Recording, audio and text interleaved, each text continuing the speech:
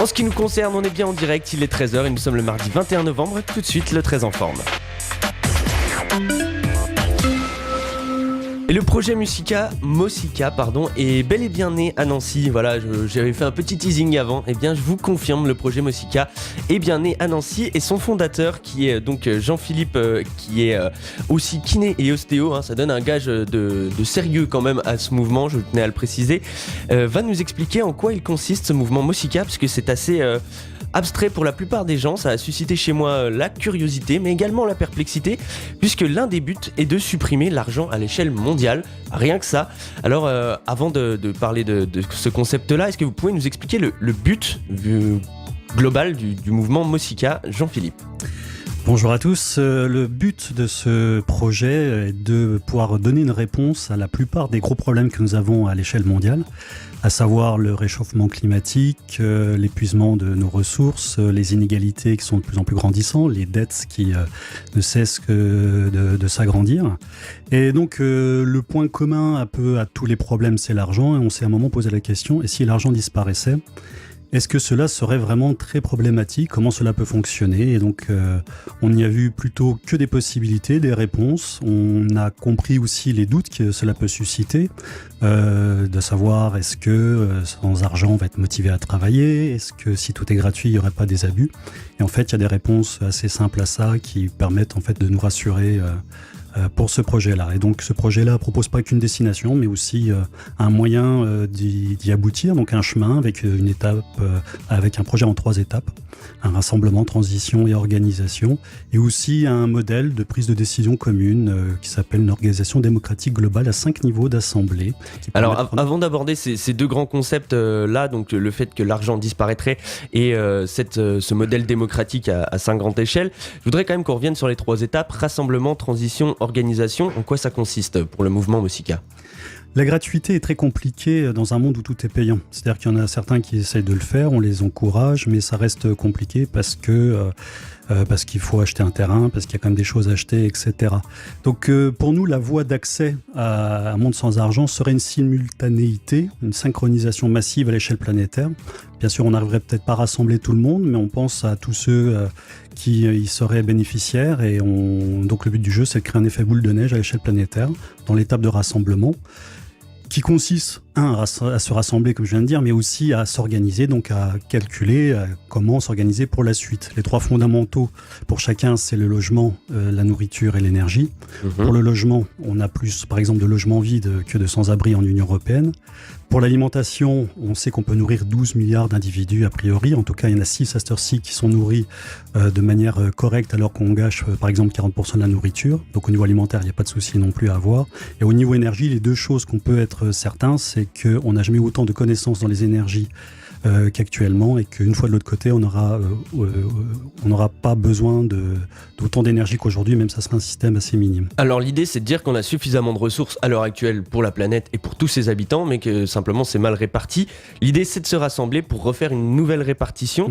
Ça, c'est l'étape de la transition. Je voudrais qu'on en vienne maintenant à l'organisation. Comment on fait ça ?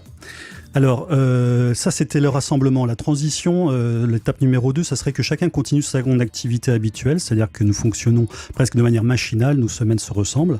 Donc simplement de continuer un laps de temps peut-être assez court, quelques jours ou quelques semaines, où chacun continue son activité habituelle, mais on retire simplement de l'équation l'argent, ce qui fait qu'on a toute la structure habituelle, à part qu'il n'y a plus de dettes, il n'y a plus d'inégalité, il n'y a plus de trafic d'enfants, de femmes, de mafia, etc., tout en gardant l'essentiel pour chacun. Pour l'organisation, donc c'est le fameux modèle d'organisation démocratique globale à 5 niveaux d'assemblée qui serait mis au fur et à mesure pendant la première étape, où c'est 5 niveaux de prise de décision. La première, c'est toutes les décisions qui concerneraient son quartier. Le deuxième niveau, ça serait la ville ou le village. Troisième niveau, ça serait ce qu'on appelle la zone ressources. C'est quelque chose qui pourrait être gros comme une région et qui permettrait de traiter tout ce qui est ressources, et notamment la nourriture, en termes de production, transport et distribution de la nourriture vers les habitants de cette zone-là. Quatrième niveau, la zone culture, ce qui correspond aux nations. Au 5e niveau, c'est le niveau monde. C'est un point de lancement qui peut avoir plus des assemblées transverses. Après, tout fonctionne avec des porte-paroles. Ça part de la base, les assemblées de quartier, on désigne un porte-parole de manière démocratique, chaque assemblée décide par vote, tirage au sort, etc. Et le porte-parole remonte les informations. Alors c'est un système démocratique qui rappelle beaucoup celui qu'on a en France à l'heure actuelle, hein. Je veux dire les mairies, les départements, les régions, l'État français. Après l'Union européenne ou le monde, ça on n'a pas encore forcément tout bien défini. Mais le seul principe, c'est qu'on parle là d'un porte-parole, c'est pas un décisionnaire, c'est pas un chef, c'est ça la différence. Hein. Exactement. C'est-à-dire que le porte-parole, il est là pour représenter ceux qu'il représente pendant son assemblée. Si une décision doit être prise, par exemple à un niveau 2, donc la ville, ou un niveau 3 ou 4, soit on fait voter tous ceux qui sont représentés à la base, soit ça peut fonctionner d'une autre manière. C'est pas à nous de décider comment les choses doivent fonctionner, mais ça pourrait être à l'avance. On leur dit, toi, on te procure le pouvoir de des décisions, nous on souhaiterait qu'il y ait ça et ça et ça, on te donne notre pouvoir par rapport à ça. Alors voilà pour les principes et fondements du mouvement Mosika. Alors effectivement, vous l'aurez compris, l'idée c'est d'avoir un monde nouveau, sans argent, puisque a priori l'argent est quand même l'une des raisons du dérèglement planétaire au niveau des consciences et au niveau des actions. Alors il y a une société sans argent, on va s'intéresser à voir si c'est réellement faisable, quelles sont les problématiques qui se posent, mais après avoir écouté seulement Bob Dylan avec Knocking on Heaven's Door, parce qu'on a besoin de se mettre dans une vibes qui nous permet une réflexion aussi complexe. Knocking Heaven's Door, c'est beaucoup plus court que la version qui a été reprise par les Guns N' Roses, c'était l'original donc de Bob Dylan. Vous êtes toujours sur Fadjet, il est 13h17 et nous sommes en train d'essayer d'imaginer un monde différent du nôtre, un monde sans argent avec le mouvement Mosika et son fondateur Jean-Philippe qui est à nos côtés. Alors une société sans argent, comment est-ce qu'elle fonctionnerait ? C'est sur la base du troc ? Alors non, justement, ce n'est pas le troc, parce que le troc est quand même un système de paiement, même s'il n'est pas sous forme de monnaie. On paye d'une certaine manière pour obtenir quelque chose, et donc c'est quelque chose qui serait très très limité, parce qu'il faudrait une double coïncidence des besoins, et si moi, la seule chose que je peux apporter, ou qui sont dans mes compétences, serait de faire des coupes de cheveux, il faudrait qu'à chaque fois, celui qui aurait quelque chose à m'apporter en retour ait besoin d'une coupe de cheveux.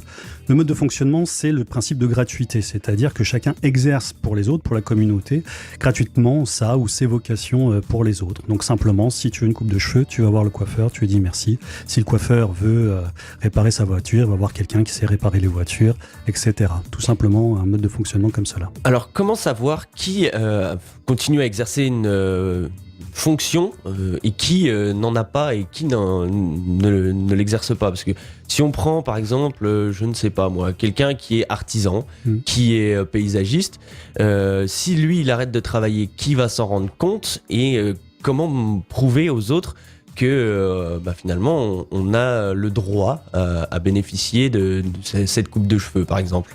Comment est-ce qu'on prouve qu'on a apporté sa pierre à l'édifice dans la société? Disons que je pense qu'on pourrait raisonner d'une manière un peu inverse, c'est qu'il serait à mon avis très facile de voir quelqu'un qui ne ferait, on va dire, rien, parce que simplement personne ne le verrait, en fait il ferait quasiment pas partie de la société. Si tu fais partie d'un cercle social, tu vas bien devoir dire je fais ci ou je fais ça.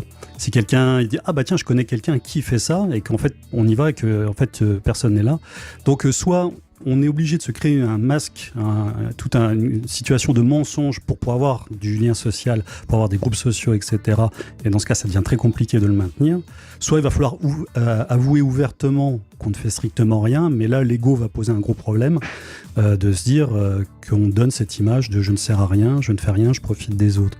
Et une fois encore, je pense que le fondement même d'un être humain, c'est d'être utile aux autres, qu'il n'y a pas spécialement besoin de motivation ni de vérification. Mais si on veut faire une vérification, il suffit de faire une liste, voilà. Donc du coup, on aura besoin d'aller jusque-là. Dans ce concept-là, on compte vraiment sur l'ego des personnes qui veulent être tous quelqu'un de bien finalement et qui tire dans le même sens et qui participe à l'effort général.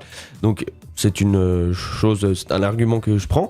Je voudrais voir maintenant à l'échelle internationale, comment on fait les échanges entre pays, comment est-ce qu'on quantifie, 300 tonnes de blé vendues à la Russie, comment on fait sans argent? Justement, c'est pas une question de vente, c'est-à-dire qu'il y aura des besoins communs de telle ou telle ressource, et on se dit combien on est et à combien on divise pour partager ça. C'est un autre mode de fonctionnement, c'est-à-dire que les ressources, on les partage, si c'est disponible pour tout le monde. Si ensuite il y a une certaine rareté, on va dire, de la ressource, qu'on discute pour savoir à qui... Mais justement, c'est là où on a plein d'opportunités, un potentiel qui s'ouvre là-dedans, c'est qu'à cette heure-ci, le seul moyen de donner une ressource, le seul moyen que nous connaissons, c'est au plus offrant. Et c'est loin d'être au plus utile, au plus pragmatique, au plus écologique. C'est-à-dire que toutes ces questions-là, d'être vraiment utile, pragmatique, écologique, est très très secondaire. La seule chose, c'est toujours au plus offrant. Si l'argent disparaît, personne ne peut s'imposer à prendre des ressources plus que quelqu'un d'autre. Donc une discussion qui nous paraît assez logique et naturelle et spontanée pourrait apparaître, où on dit, bon, à qui pourrons-nous retransmettre ces ressources-là, qui en a réellement besoin ? Alors moi je voudrais qu'on prenne un exemple particulier, on va prendre celui du foot puisqu'on va parler du sport local dans quelques instants avec Aymeric. On prend un joueur comme Cristiano Ronaldo qui est l'un des meilleurs au monde et qui est l'un des plus admirés. Comment est-ce que lui peut être rémunéré par rapport à un joueur de l'AS Nancy-Lorraine qui y est admiré également mais à moindre niveau? Tout le monde, si on n'a pas besoin de payer la place, va préférer aller voir jouer Cristiano Ronaldo que le joueur de l'AS Nancy-Lorraine. Oui, alors déjà premièrement, il n'y aura pas de rémunération. Ouais. C'est-à-dire que là, il n'y a pas de rémunération, il n'y a pas d'inégalité de ce point de vue-là. Ensuite, les gens, nous, on ne peut pas dire comment ça doit être fait. Le truc, c'est comment on peut faire à ce moment-là. C'est-à-dire qu'on a plein d'enfants ou de fans, d'admirateurs de Cristiano Ronaldo qui sont là. Quelle est la meilleure façon alors que de pouvoir avoir des places pour tout le monde, pour que ce soit le plus équitable, le plus juste et qu'on s'entende bien? Ça sera peut-être à chacun un tour de rôle. Et ça, ce truc-là s'ouvre. Toi, tu as déjà eu une place, on va donner peut-être la prochaine place à quelqu'un d'autre, peut-être privilégier les enfants ou des personnes handicapées, ceux qui en auraient plus besoin. Voilà, donc il y a plein d'ouvertures qui s'ouvrent quand l'argent disparaît.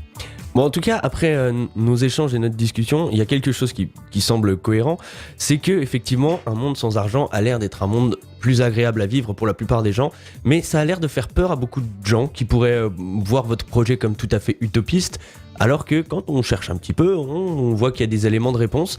Qu'est-ce qui vous fait le plus peur par rapport à ce mouvement-là, comme quoi il pourrait ne pas fonctionner? C'est quoi? C'est vraiment la façon de penser des gens qui peut faire que ça ne fonctionnerait pas? À vrai dire, peut-être je suis trop utopiste, ça je ne sais pas, parce que c'est toujours difficile de se remettre en question sur des convictions qui sont profondes. Selon moi, si l'argent disparaissait dès demain, les choses s'organiseraient d'elles-mêmes. Et il n'y a pas spécialement besoin d'un temps de latence très très important. Une fois encore, c'est-à-dire qu'on se dit ouais, mais on est éduqué dans un certain chemin de pensée, mais si demain vous êtes, par exemple, vous vous retrouvez sur une île déserte, on est 50 sur une île déserte, on ne va pas chercher à avoir un salaire pour s'organiser. Donc si l'argent disparaissait, en fait, il y a une auto-organisation immédiate qui se met en place. À partir du moment qu'on a personne qui doit absolument chercher un salaire pour pouvoir en fait simplement se nourrir, mais se nourrir directement, les choses deviennent extrêmement plus simples. Donc pour nous, les forces humaines et l'intelligence humaine seraient plus au service du profit, parce que tout est orienté dans ce sens-là, mais simplement au service d'une organisation pour de l'organisation. Très bien, Jean-Philippe, merci d'être venu participer à notre émission Le Très en Forme. Je rappelle que le mouvement Mosica a un site internet, par exemple, www.mosica.org. Alors que vous soyez sceptique ou tout à fait convaincu, on peut tout à fait venir discuter avec vous pour échanger. Nous sommes très ouverts, il y a une messagerie, n'hésitez pas à nous envoyer tous vos messages et vos questions. Parfait, merci beaucoup Jean-Philippe pour cette idée novatrice en tout cas, qui est une société sans argent. Ça peut paraître non pas novateur mais arriéré, et finalement non, c'est novateur, et c'est ça qui est fou.